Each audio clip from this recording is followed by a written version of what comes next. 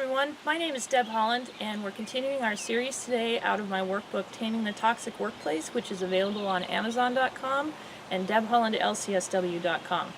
Today we're going to talk about minimizing the impact. The last few weeks we've been discussing the problem's impact on you, your impact on the problem, where to find help. Today we're going to talk about actually minimizing the impact. Your mindset is vitally important. One of the best things you can do to help yourself is decide to love your family, love your life more than you hate your job. If you can walk into a really awful situation every day focusing on the one thing at least that's good about it, which is that you're getting a paycheck, that's an awesome foundation to build on, because if everything else is completely difficult, but you at least have that, you have something really strong to walk in and say, hey, I'm just here today for my family. I'm just here today for the paycheck. And I know for a lot of people that's a really hard thing to do, because a lot of us are really committed to excellence, and that's an awesome thing. But if the workplace is toxic enough, excellence will actually be punished, not supported. So perhaps for you, adjusting your expectations of yourself and realizing that excellence means continuing to show up so that you can get the paycheck to fuel your life and take care of your family, that's excellence in and of itself. So sometimes changing your expectations, especially of yourself and your mind, can help you a lot and go a long ways towards minimizing the destruction and sometimes the devastation that you're going through on a daily basis. Other things are, you really need to acknowledge the pain. You really need to, as they teach in mindfulness meditation, not turn away from the pain, not run away from it, but to turn towards it, to face it, to acknowledge how much the situation is hurting you, who is hurting you, why you are hurting, what they're doing that's hurtful.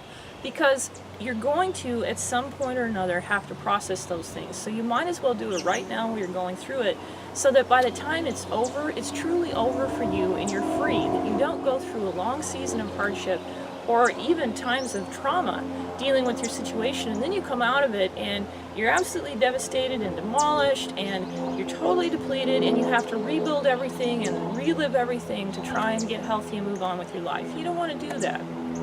Process things as you go by turning towards the pain, examining it, working through it, and then finding a way that works for you to let it go.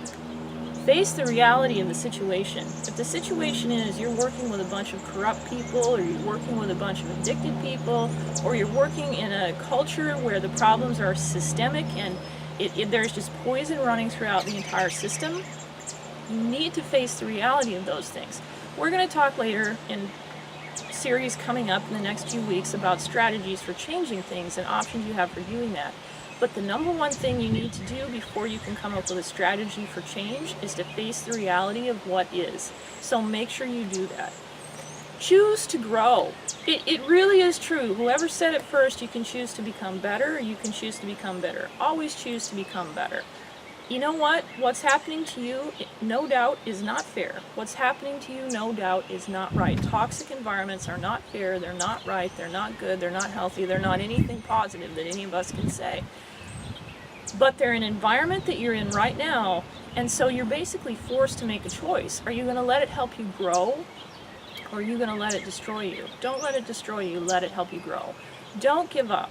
Don't ever give up. If you need to take a break, whether it's mentally or emotionally or physically or all of the above, do that.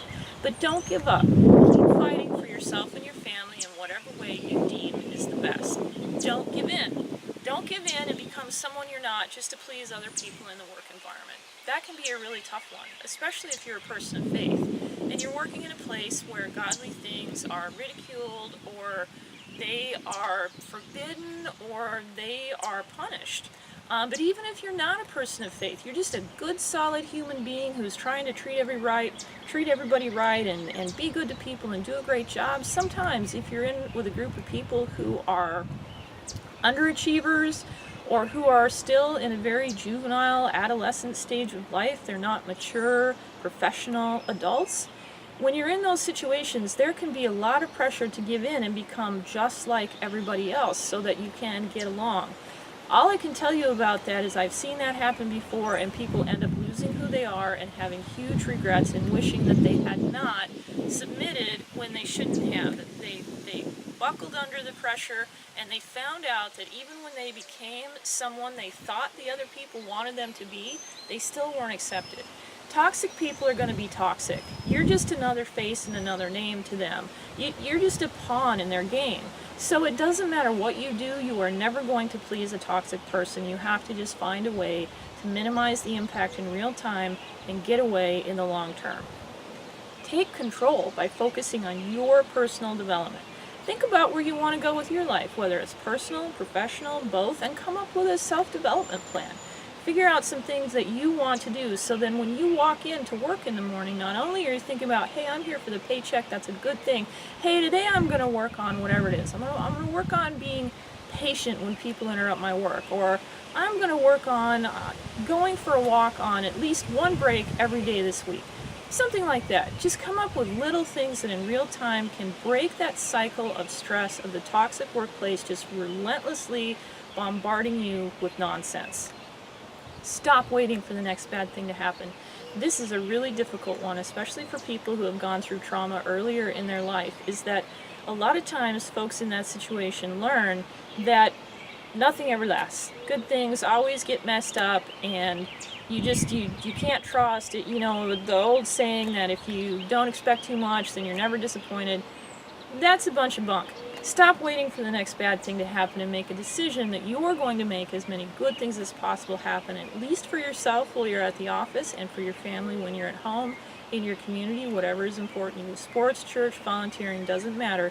Just make a decision that you're going to make good things happen instead of waiting for the bad things to happen. And your brain will be in a much better place. Your body's physiology will be in a much better place to deal with the toxic stress at work when it hits you. Don't internalize the toxicity around you.